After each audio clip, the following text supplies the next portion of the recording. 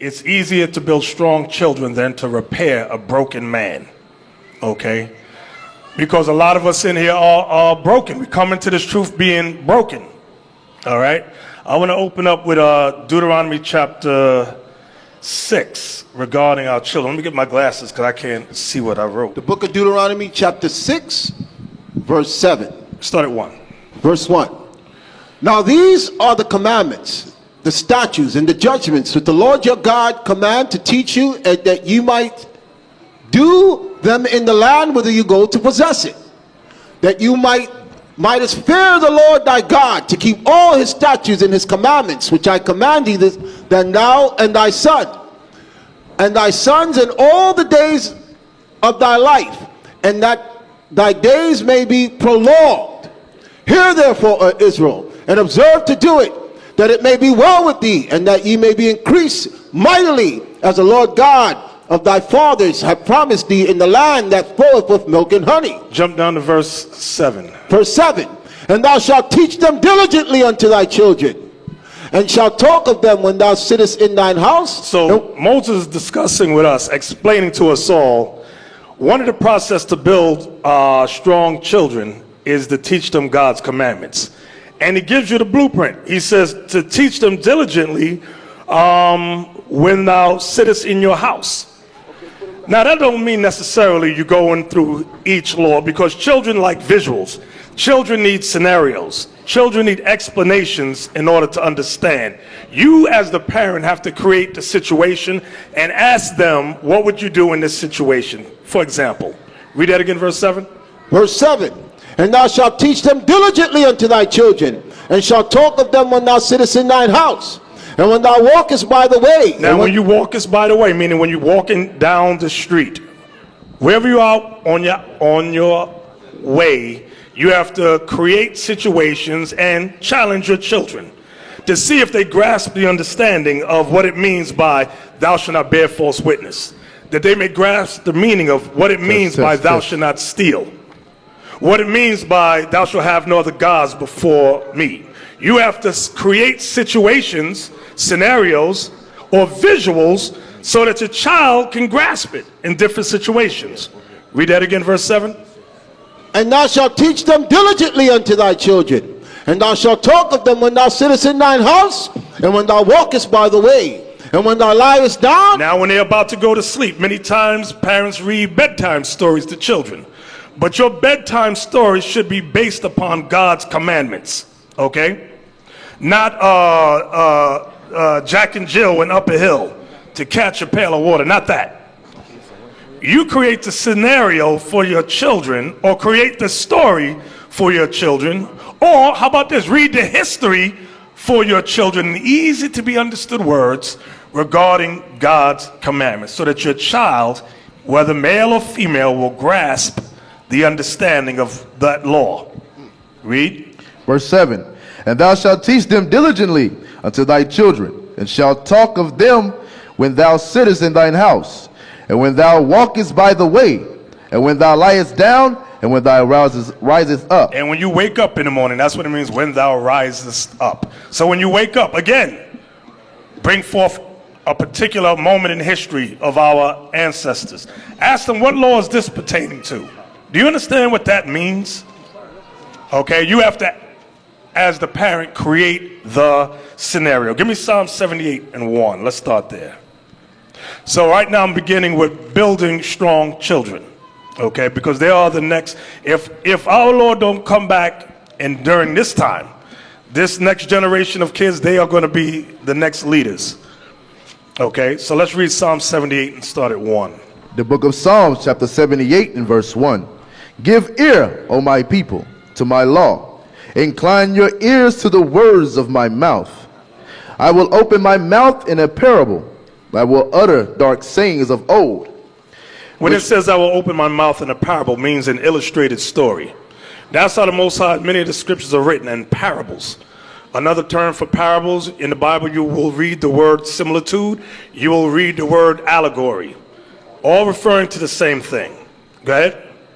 Verse 3, which we have heard and known, and our fathers have told us, We will not hide them from their children. You see that? We will not hide them from their children. Many times, some parents, I've heard some mothers say, I'm going to wait till my child gets 12 years old.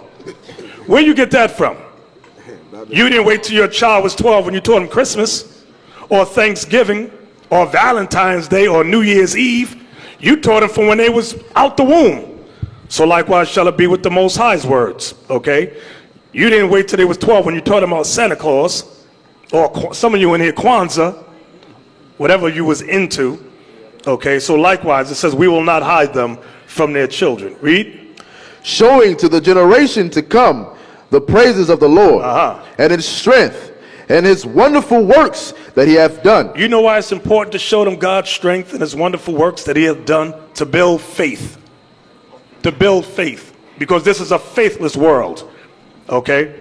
Our people have become faithless. So you have to, you as the parent, in order to build strong children, you have to instill that into them. You got to teach them God's strength and his wonderful works, the things that he did for Daniel, the things that he did for Jeremiah, the things that he did for Moses, Miriam, and Aaron.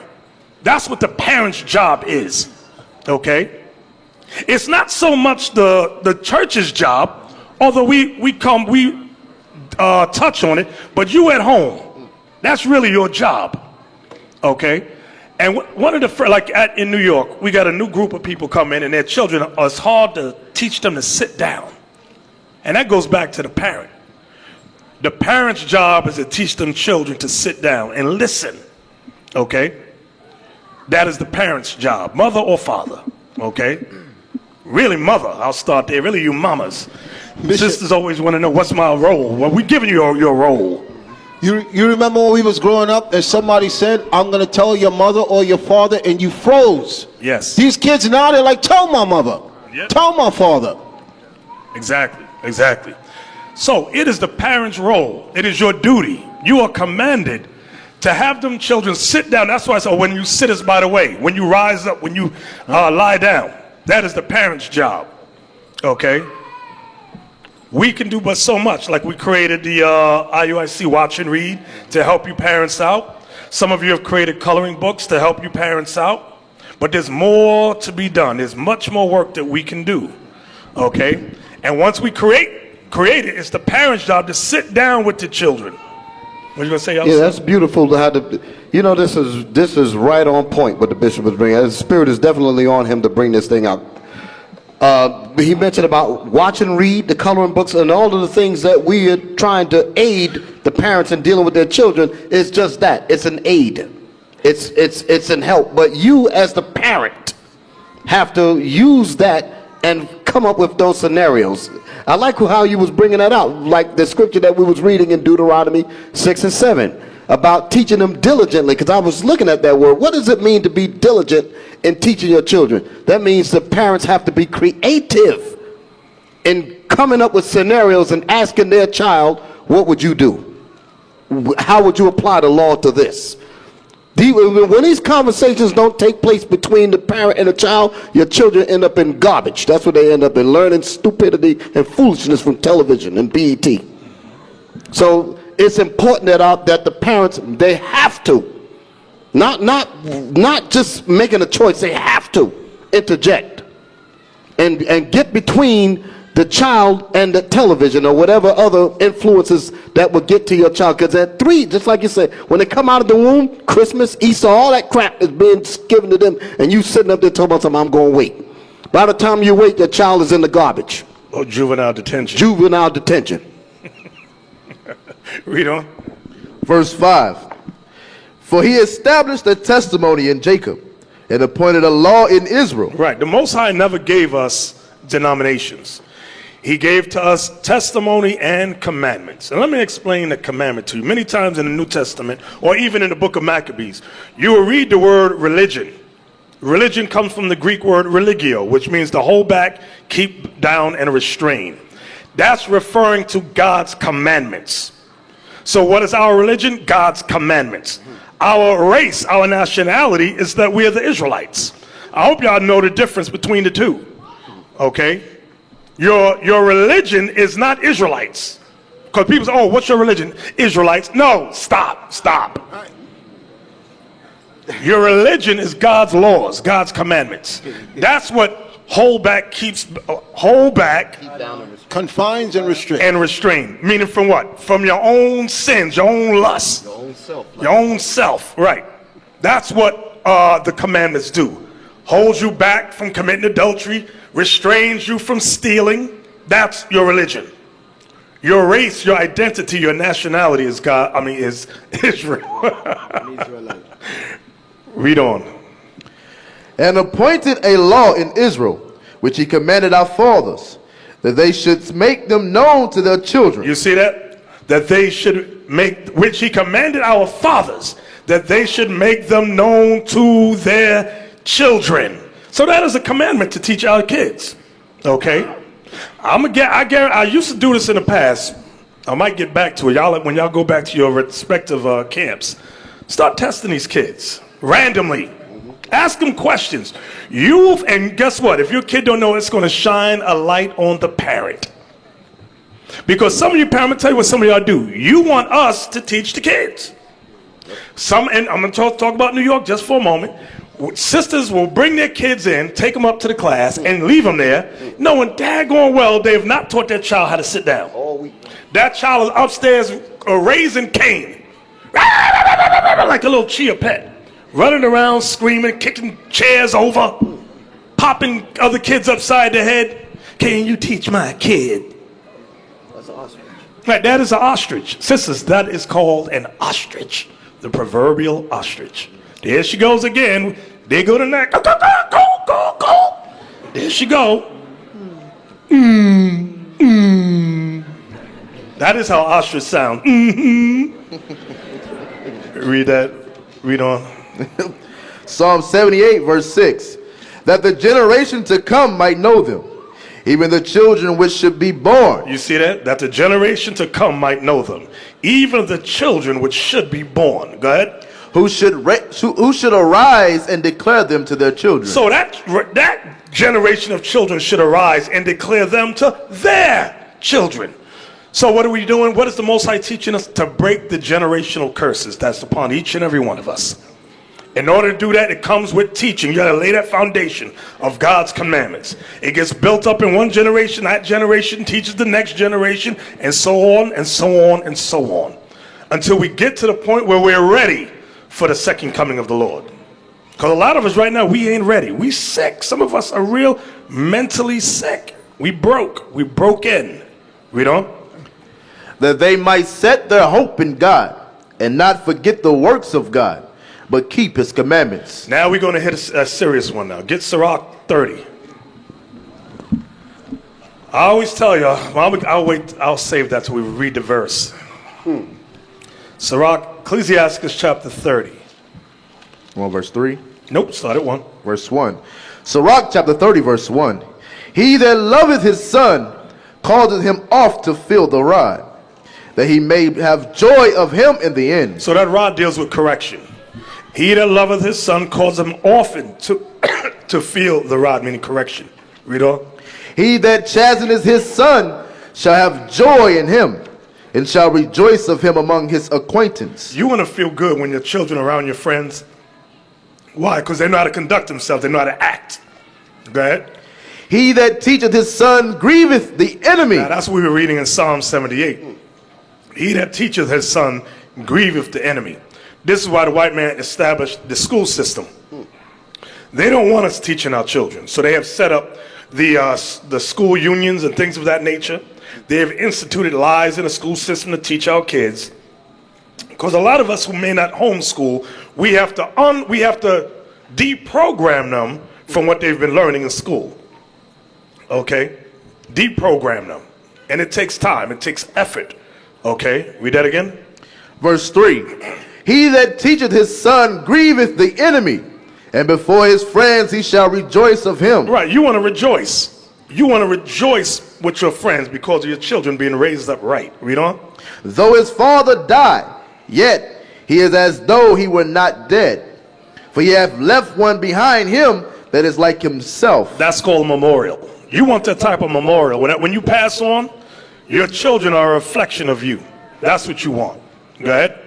While he lived, he saw and rejoiced I'll in give you him. an example. I'll give you one of the I ain't gonna call his name, and it was a terrible thing, but I always reflect on it. One of the teachers in the old school, his daughter, she left the truth, and she became a stripper. If I'm incorrect, let me know. I believe it's a stripper or a lesbian, one of the two. It was a stripper. Stripper. Yes. And now, Wicked Israel is using his daughter's Facebook page as a mockery against him. Okay? All we can do is teach our children, but when they get older, it's going to be their decision whether they stay in his truth or whether they forsake it. That's going to be every child's cross that child got to bear. And as parents, we can't force them to stay in his truth. They're going to get to that age and say, I'm about to do my own thing. I don't want to do this no more. Some of you going to see it, some of you may not. Read on. Verse 5. While he lived, he saw and rejoiced him. And when he died, he was not sorrowful. He left behind him an avenger against his enemies. Y'all see that? That's what we want. When we pass on, we left behind an avenger. Someone that's a reflection of you, which is a reflection of God's laws. Go ahead. And you won't be sorrowful on your deathbed. You're going to be happy. Go ahead. Because you've done your job. Go ahead. And one that shall requite kindness to his friends. Because you know your child is going to requite kindness to your friends. Go ahead. What verse you at? Verse 7. He that maketh too much of his son shall bind up his wounds, and his bowels will be troubled at every cry. Don't make too much of your kids. We always tell the women that boys run around, fall down, bust their knee, fall out of trees. That's what they do. They get hurt. Let that boy sit there and cry. Oh no, my baby. Don't make too much of your kids. Okay, you're gonna make them a little mamby-pamby, yellow make me sad boy. You like when you ride a bike and you fall off. Sometimes you fall off 26 times. Right. Bust your knees, you're bleeding all over the place. Good. I remember my mama told me don't leave the house. I left the house anyway. So I went into my neighbor's yard to play basketball, and they had one of them fences with the forks. Right. And it starts to rain. So I'm playing ball. I said, I better hurry up. My mama's about to get home. I climb over, and I slip, and the fence goes in my arm and rips the flesh up. I'm running home. I see the muscles. I see blood is gushing. I'm running home screaming, Mama! So she's in the house. She says, where was you? I said, Mama! I asked you a question. Where was you?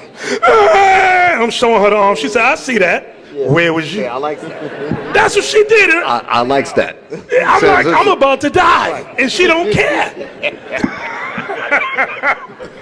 She went and got a towel, wrapped it around it, called neighbors, hey, can you take me down to the hospital? This idiot over here disobeyed what I told him. Yeah. I'm screaming and crying. I really thought I was going to die.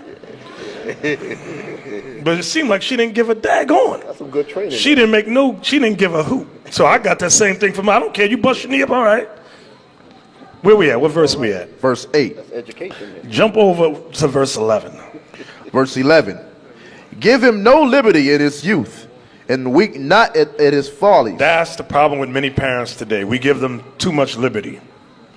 Okay? You know what? Jacob and Leah had that problem too. Real quick. Hold on. Give me that in Genesis 34. We read it today. Who's reading for me? Officer Palu. Officer Palu. Give me Genesis 34, I believe it is. Read verse 1. Genesis chapter 34 and verse 1. And Dinah, the daughter of Leah, which she bare unto Jacob, went out to see the daughters of the land. So Dinah, the daughter of Leah, she went out to see the daughters of the land. La, la, la, la, la. I'm interested to see what the sisters are doing. What are the women doing? We know we get many a phone call about women who call and say, I just want to know, what are the sisters doing? I said, I don't know, sis, what do you think this is? I just want to know what the sisters are doing. That's all her whole interest. Let's read what happened to Dinah. Read on. And when Shechem, the son of Hamor, the Hivite, prince of the country, saw her, he took her and lay with her and defiled her. He defiled her. Why? Because she was wandering about, not being a keeper at home. I want to see what the sisterhood is doing.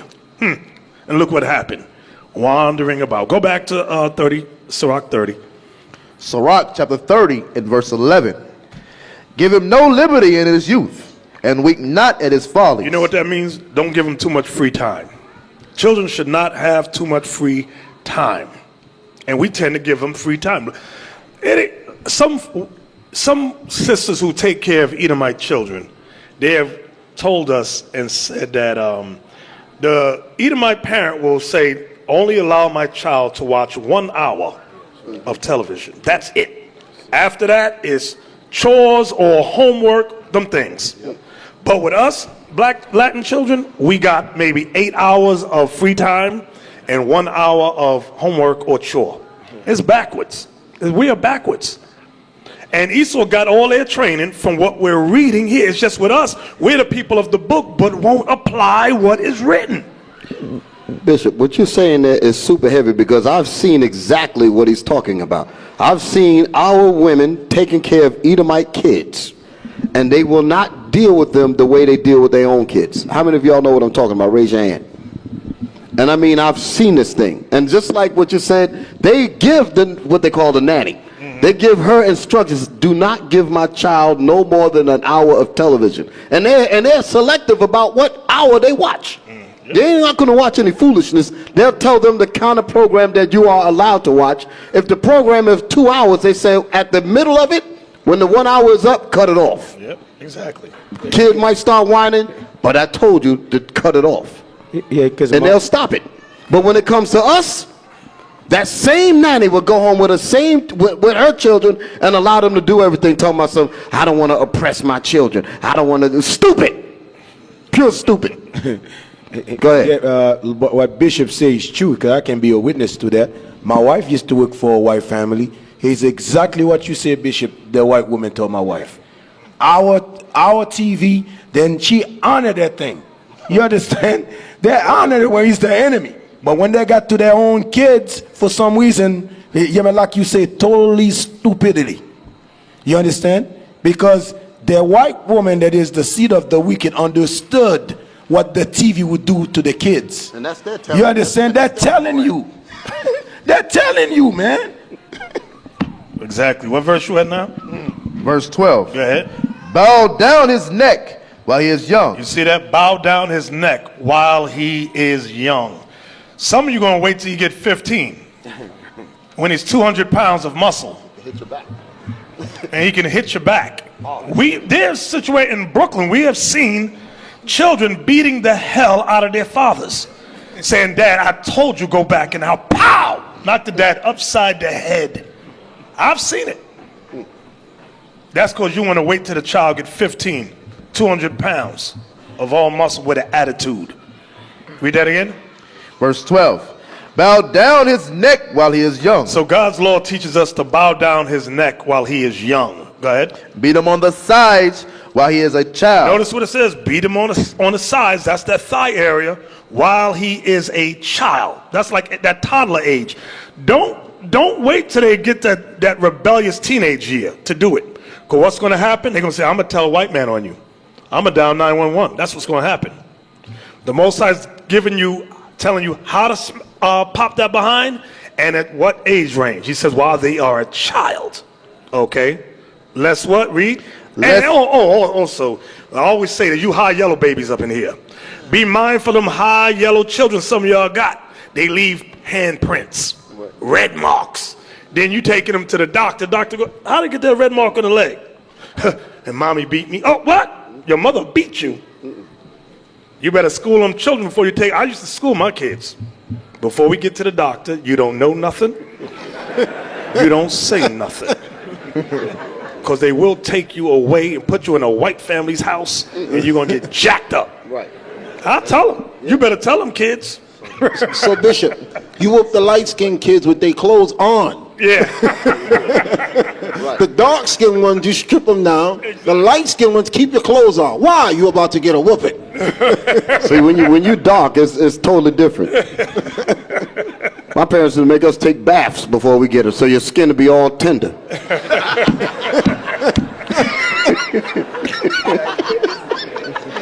Some of these brothers know what I'm talking about. He give you the baby oil after you come out the shower. What verse we at? Verse 12. Go ahead. Bow down his neck while he is young, and beat him on the sides while he is a child, lest he wax stubborn and be disobedient unto thee, and so bring sorrow to thine heart. Now, some parents in here, we've heard tales and stories. Some of you, you figure that you can outsmart the Most High. He says beat him on the sides while he is a child. You get a 13-year-old and decide because they're rebellious, you're not going to feed them. That's called child neglect. Yeah. You will go to jail behind that. Listen good. You think you want to do other than what the scriptures say and say, I'm not going to feed them for a day. You're going to go to jail. I'm telling y'all could take it with a grain of salt if you want, but the Most High is telling us how and around the age range to do it. Read that again. Verse 12. Verse 12. Bow down his neck while he is young, and beat him on the sides while he is a child. And that don't mean punch him in the chest. That don't mean punch him in the mouth. That don't mean smack him upside the head. It means exactly what it says. Okay. Yeah. Also, there was a case, a lot of you know about it, on YouTube, about a family that was taken in custody for abuse of their children. And it started with the oldest daughter in her wickedness, where the father was trying to discipline a child that was not his. Okay, that oldest child was not his. That child was too far gone for that man to step into the relationship and start trying. You're not stepping into no 15-year-old, and I think they were only married, 2 years? He said that he had problems with her when she was 14. You're not coming into no relationship with no grown kids, and you're going to start laying hands on them. That's not logical. Okay? So that's why a lot of time the bishop used to say it in the beginning stages of IUIC, you need to find out the relationship that you're coming into, know how those kids are, know how the mother's been dealing with the child, know if that child has connections to her biological father, because that father will say something like, if he put his hands on you, I'm going to beat that Negro down. There's a lot of factors that play into you coming and being stepmom or stepdad. And you got to look at those things. Don't think all of a sudden you're going to beat a child that has never been whipped before with no consequences. That's foolish. Read that again. Don't be mesmerized. Verse 12. Bow down his neck while he is young, and beat him on the sides while he is a child, lest he wax stubborn. It says, it's telling you what happens if you don't obey. It says that child will wax stubborn if you don't bow down his neck while he is young and beat him on the sides when he is a child. It says he will wax stubborn. Go ahead. And be disobedient unto thee. And this child will be disobedient unto thee. And so bring sorrow to thine heart. And so bring sorrow to thine heart. Now that's a terrible, that thing, that covers a lot. And so bring sorrow to thine heart. The jails is filled with children like that. You got a lot of pregnant young girls because of this. And so bring sorrow to thine heart. By not obeying this here, a lot of you parents are grief-stricken as a result when that male child or female child comes of age around 15, 16, 17. The girls are opening their legs, popping out babies from different men. The boys is locked up in jail, gangs. Right. These are the results that cause you to sorrow. Go ahead. Verse 13. Chastise thy son, and hold him to labor. You see that? The Bible says, chastise thy son and hold him to labor. Give them chores. Give them responsibilities. Okay? Hold him to labor. Go ahead. Lest his lewd behavior Because if you don't, you give him too much free time, too much liberty. What happens? Lest his what? Lewd behavior be an offense unto thee. Right, because he want to run around and sex everything. He got time, nothing but time on his hand. What you going to say? Yeah. See that word when it says wax stubborn? That part that we was reading? You know what it means to wax stubborn? Meaning that it's never changing. Once it wax stubborn, see, you can have stubborn that could be temporary, but once it's wax stubborn, it's done.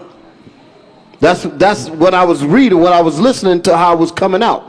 If you don't chastise them, they will wax stubborn, meaning the only thing that's left for them after that is death. And unless it's lewd behavior, because it gets to that point where you can't do nothing with them. They're fit for jail and death. That's it. Exactly. A lot of times, I don't know about I do know about this generation now. Y'all don't hold these kids to labor. Like in the school, we have the kids sweep up after class and all that. You got to give these children chores. Let these children know how to clean the dishes, do this, how to paint. Put them to labor. Because what happens if you don't? As kids, what do we all, some of you older ones, y'all know the game. What do we used to play? Run, catch, and kiss. Spin the bottle. Spin the bottle. Things like that. Y'all know what I'm talking about. I know about it. Run, catch, and kiss. Things that will get you locked up today that might have been fun back in the day. Don't have your kids learn them games. They go to jail. Bishop, that scripture's heavy because when the Most High says it's lewd behavior, he's telling you what's inside of your young children. Nastiness. That's what their mind is going to go to. Nastiness. Let me see yours and I'll show you mine. What's that game you play? House. Let's Or play doctor. house. Doctor. I'll be the daddy, you be the mommy. That's right. Never when they played house, you saw them with a bucket of paint playing in the house, or with a broom and a mop sweeping, or they was cooking. It was always something nasty. That's why he says that's his lewd behavior. That nastiness starts when you're young. And if you're honest with yourself and you look at how you was when you was young, you would know, okay, I'm going to stop my kids from going to that route. That's the thing that gets me. That's the thing that gets me. Some of us will grow up knowing what our childhood was like, but then when it comes to our own children, they're so innocent. Exactly. Oh, they wouldn't think that way. You stupid as hell if you think that. You did it. You don't think that with today's foolishness, they're not going to think that way? That's right. Even worse. They faster, smarter, they got more technology. The scriptures say that each generation is worse and worse and worse. But some of you think that your kids are better than the people from the past. Hey, for those of you fathers, mothers, if you have sons and daughters, keep your eyes on your daughters. Check them regularly. Some of you is clueless. Listen, your daughters can get touched by that little brother. Some of you is clueless when it comes to these things. You gotta keep your eyes on those girls. You gotta check those girls. You gotta check it. That's your job. Exactly. And watch out for them little nasty uncles. Y'all know them little nasty uncles you got. And your little daughter want to sit in his lap, and she just love Uncle Harry, and she's in his lap just rocking like this. Then she's, what's that? What's that? Y'all don't know what I'm talking. Y'all know what I'm talking about. Watch them little nasty uncles you got, and your daughter sitting in their laps, bouncing up and down. I see some little girls in here jumping around. You better watch that. Give me that in Sirach 26. Everybody got a nasty uncle in their family they could think of. You got to stay the hell away from him. Sirach 26 and 10. Sirach chapter 36, chapter 26 and verse 10. If thy daughter be shameless, keep her in straitly, lest she abuse herself through overmuch liberty. You see that? It's saying the same thing that we were just reading in chapter 30. If thy daughter be shameless, that means you got to know your daughters. Right. Know your daughter, know what she likes to look at. When she's just talking, watch, observe her face, observe her eyes. Where do her eyes peer to? Meaning look at. You gotta, as a parent, you gotta observe everything. That's how you will know if your daughter be shameless. Go ahead. Watch over and Read 10 again. Verse 10. If thy daughters be shameless, keep her in straitly. Listen to her conversation. See what she likes to talk about. Is it playing house? Is it playing mommy and daddy? What is her conversation like as a child? You got to know when she's young what she's like. Some of the kids, you know what they like by the age of 5 or maybe 8. You've got a pretty good understanding how this child is going to be. You know? Lest she abuse herself through overmuch liberty. Right. Is she on the internet looking at things she shouldn't be looking at? Okay. Does she know how to go around the internet block to look at things she shouldn't look at? Does she wait till you go to sleep to cut the TV on and look at things? You gotta observe all these things with your daughter. Go ahead. Watch over an impudent eye, and marvel not if she trespass against thee. Right. Watch over an impudent eye is a disrespectful child. Watch over an impudent eye and marvel not if she trespass against thee. Disrespectful. Bishop, you know why it says, marvel not if she trespass against thee? Because some of your kids are doing wickedness in your house and you act shocked. I can't believe it. No, not my baby. Certain things, when people come and tell you, yo, I saw your daughter doing such and such, you should be supposed to be telling them, look, thank you. And then beat that ass when you get home. But some of you are shocked. You're in amaze. I can't believe you did this. And you know that your child she does have those tendencies. Exactly. We've told y'all the story before. True story. I ain't gonna call nobody's name. Sister comes in, congregation. Nice little sister, lovely sister. She got children. Her daughter says, hey, I got raped. I'm walking home from school, and these men threw a black bag over my head, threw me in the back of a cab, took me someplace, and raped me. And she's, oh, Jesus. And I'm looking at her. I'm sitting in the class. I said, she's lying. She's a bold-faced liar. I'm talking under my breath. Why? I think Asaph was talking, but I'm just sitting there while I thought y'all was going, she's lying. She's a skink lying hole. Or just give me a little while around your kids. I'll get to know them. It don't take me that long. I'll pick a spirit up quick. Interrogation room. So then, I said, just bring the police report. Yep. Never got the police report. Next week, the school calls. She was giving a boy a B job in school. A B job in school on camera. Cameras had to do it. And the police didn't even want to do nothing. The friend was taking watch while she was doing it. I guess to go next. On the lookout. On the lookout, right. What do you say, sir? The police were like it was a joke. When you see the police not taking the matter seriously, like the case that I spoke about earlier about the parents that got arrested. The parents are in jail for beating a child, but the bishop pointed out one of the most important things. They said in the article that a 27-year-old man had sex with the 14-year-old girl. How come he ain't in jail? Because the cops knew she was a hoe. So the father's now trying to beat a hoe. You putting your freedom on the line for a hoe, for a child that cannot be corrected. And it's the same thing. A lot of you will not look at the behavior of your child and make the decision based on the Bible. You make a decision based on your emotions. And I know it's scared, but some of your children cannot be saved. The girl was so wicked and so out of order, she wouldn't even give the name of the demon that laid with her. She was protecting him. And put her parents in jail at the same time. That's what you call wax stubborn. And the father's beating her. That don't make no sense. And you know what's heavy? I ain't gonna mention this girl's name because Bishop can ask me not to mention her name, but I do want to talk about her. She gets married. Well, not the girl. They come to the congregation. I'm choosing my words right. Come to the congregation, mother and daughter, seemingly very lovely couple, very lovely family, and they have the woman has a sister who just got married. So the young girl, who's about 15 years old, she says to her it's her uncle, right? Uncle-in-law now? The sister's, her aunt's new husband. That's her uncle, right? Yes. Yeah, uncle-in-law. Uncle-in-law. That's what they call uncle-in-law? Okay. Anyway, they just got married. About a month goes by. She's sitting down in the living room with her uncle. And she says, my aunt doesn't know what she's doing, does she? I do you better than my aunt. 15-year-old girl. The uncle's looking at her.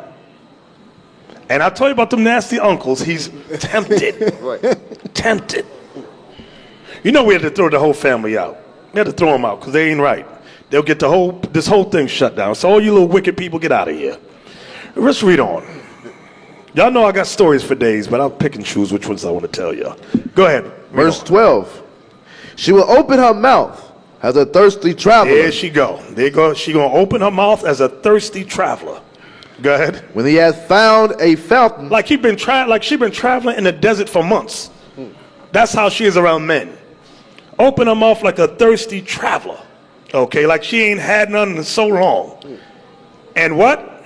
And drink of every water near her. And she gonna drink of every water near her. That means every man near her, she gonna take a drink. Go ahead. By every hedge will she sit down, That hedge still represents the man. By every man will she sit down. Go ahead. and open her quiver against every arrow. And open her quiver against every arrow. Always in men's faces. Always. So, give me 2 Maccabees 7. Now we can go in detail about that one right there, but that might turn into a rated X class, and I don't want to do that. Children can be molded. Understand what I'm saying? Understand what the Lord is saying. Children can be molded. They can be taught. If children lose their way, guess what? There's another scripture that says, train up a child in the way he should go, and when they're old, they will not depart. They can find their way back, but you have to lay that foundation first. That's what the parable of the prodigal son is about. Now, that's for some kids. That ain't for all kids. That's only for some. Give me 2 Maccabees 7:26. The book of 2 Maccabees, chapter 7, and verse 26. Some kids are just going to die because they ain't right. Sorry. Go ahead. And when he had exhorted her with many words, she promised him that she would counsel her son. So this is the time of the Greeks. The Greeks was telling this woman, the black woman, to tell her children to eat the pork, eat the swine, and worship idols. So when it says, and when he had exhorted her with many words, she promised him that she would counsel her son. Go ahead. But she, bowing herself toward him and laughing the cruel tyrant up to scorn, spake in her country language on this matter. O my son, have pity upon me, that bare thee 9 months in my womb, and gave thee suck 3 years, and nourished thee, and brought thee up unto this age, and endured the troubles of education. Educating your children is a troublous thing. It ain't easy. So sisters, we take our hats off to you. It's not easy. So it says she endured the troubles of education. That's why they say generally around certain age groups, women are better instructors with kids than men, because women have more patience to deal with them. So that's the beginning of your role, women. And it's not the white woman's job to raise your children, because some of you want to run to the school and tell your oppressor, the middle-aged white woman, who grew up during the time of the turbulent 60s, she's a product of that, when they sick dogs on you, and say, can you teach my child? She's looking at you, she just want to check. She said, yeah, I'll teach your child. Meanwhile, they sit in the back of the room, and the woman, the teacher's on her Facebook. She's on Facebook or Twitter. She ain't paying your kid no mind. Classes are overcrowded. She don't give a hoot. Okay, because it's the parent's job to endure the troubles of education. That's what the Most High God says. Go ahead. Verse 28. I beseech thee, my son.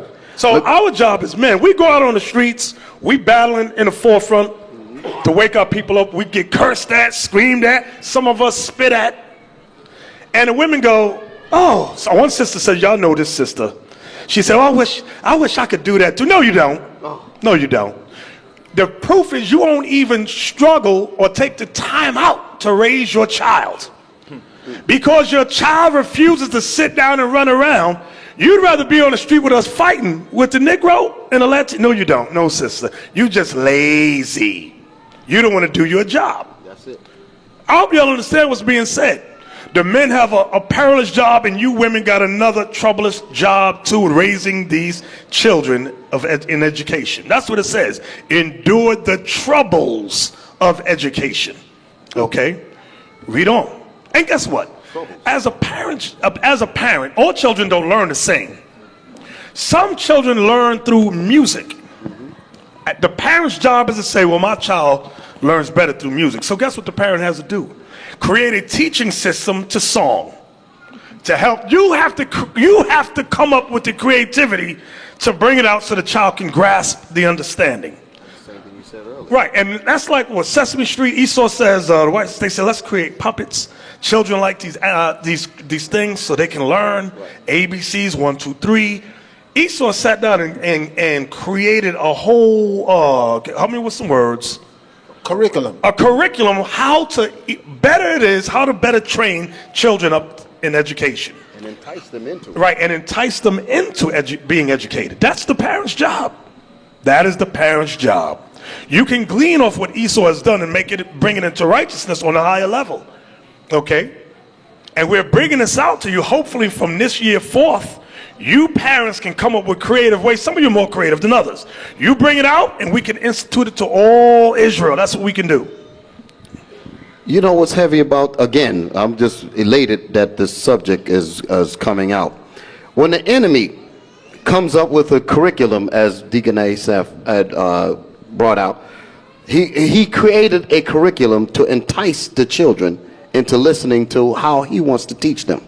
If he spends that much time to create a program to entice the children, that's telling you how important it is to deal with the children. If he's going to go through the troubles of educating your children, so to speak, to be on his side, you don't realize that you have to go through these troubles to make sure that they grow up right? They're putting a program together to get your children away from you so that they can raise them up how they want to raise them. The troubles of education, that was deep, because teaching children is not easy. That's why I said troubles. Trials, there's a whole lot of things. You have to force your mind to come up with creative scenarios to entice your children to listen to you in righteousness. That's not just going to come with you just sitting down reading the scripture. You got to come up with things. Make it exciting for them. Give them, like this program they can, what would you do? That's a TV program. You have to do that with your kids. What would you do in this situation if you see this, if you see that? When you're walking down the street, me and Deacon Asaph talked about that a while ago. You see certain things, how does sister look? She looked nasty. What scripture is that? That's how you got to deal with these kids. Don't just walk and show them some shoes and dress in the window. Teach them something. You got to point out the hoe when you see her in the street. Son, look at that hoe. Why is she a hoe, Daddy? You can't tell why? Don't never bring that home. That's what you got to do with your kids. That's what you got to do with your daughters. Y'all point to the men with their pants hanging up their behind. If you bring a nigga like that home, I'm going to kick you out with him. Yep. You ain't bringing that to my house. So they know, I already instilled in them that I despise that. And another thing we said with the curriculum, guess what Esau's new curriculum is now? To teach your kids to be gay. They going hard for that, to teach your kids to be gay. And they're being very, very successful, saying now, they got little kids that say, look, let them work out their own sexual preference. If your child wants to come to school dressed like a girl, and he's a boy, it's okay. They say leave them alone. Let them be free thinkers. So they putting a curriculum in place. Now it's the Bible against what they teaching. And I hope that everybody's here to enforce what the Bible says, and to hell with what they teaching. And you know what's heavy about that? When taken up to a next level, that comes through a lot of, like I always say, visuals is one of the best forms of teaching. Each camp, each school, you can create little videos, little scenarios with kids, adults, whoever you choose. Like, let's say, this Deacon Yalsa leaves $100 right there on the table. He walks away. I see it. The camera's on me. I look at it. And then I reach for it. And then you stop the video and go, bing. Right. What should he do? There you go. Or if you see me put in my pocket, what law did he just break? Exactly. Is it A, thou shalt not commit adultery? Is it C, thou shalt not steal? Or is it... There's so many things we can do as a people, but we just have to take the time out to do it. All right. Can I give you a scenario real quick, Bishop? I just spoke about that before you came in, and 2 years ago, I'm just going to rehash it again. 2 years ago, we've had that scenario where Judah Mack, who was doing setting up everything, he had dropped $200 somewhere. And a sister's son found it and returned it, brought it up, and made sure that he got it back. Do you think he just came up with to just do that on his own? His parent, his mother, because it was only his mother that was raised him. She had to probably sit down. I'm just trying to imagine the scenario in my mind. What if I dropped a certain amount of money? What would you do? She had to probably give him that same scenario. And so in real life, when it actually happened, the word Nintendo or Sega, what do they got these games out here? Xbox, these things, or new Adidas Nike shoes, all of that stuff went through his mind, but then he remembered what is taught. What would you do? I would give it back, because that was the troubles of education that my mother taught me. That's how we have to do. Having children is a responsibility. It's not just, you just don't let them grow up like weeds in a garden. You have to cultivate them in God's law. If you leave them alone, they're going to get plucked up. Yep. Exactly. And you know where that comes from? I remember my mother used to say, when she had us, I need to live my life. You don't have kids and then decide you want to live your life. From that child is born, that's your life. Until that child is old enough to fend for themselves. But you mostly hear that with Israelite women. I need to live my life. They want to have kids and they still want to go to the club and they still want to act like they're free. And you don't see the other nations doing that. They will raise them kids up, send them off, and then live their life. Exactly. Get 2 Maccabees 6:23. This is about the forefather Eleazar. He said something profound in here regarding children, regarding education. 2 Maccabees chapter 6 and verse 23. But he began to consider discreetly, and as became his age, and the excellency of his ancient years, and the honor of his gray head, whereunto he was come, and his most honest education from a child, or rather the holy law made and given by God. Y'all see that? And his most honest education from a child, or rather the holy law made and given by God. That's what we're reading in Deuteronomy chapter 6. So it is the parent's job, okay, to endure the troubles of education. Come up with creative ways, whether you use puppets, whatever you come up with, okay, but make it a creative way so that your child can grasp it and understand it, okay? And that way when it comes time to go out into the world, they're able to apply what they have learned. Everybody understand that?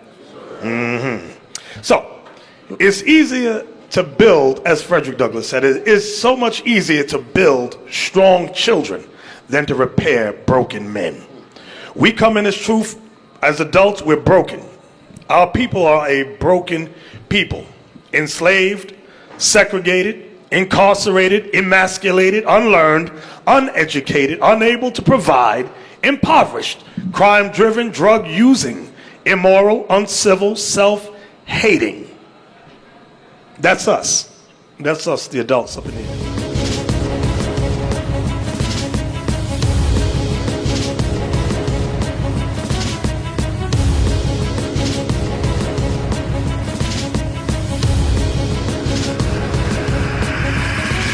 Shalom, Israel. I'm Elder Nathanyel, Israel United in Christ.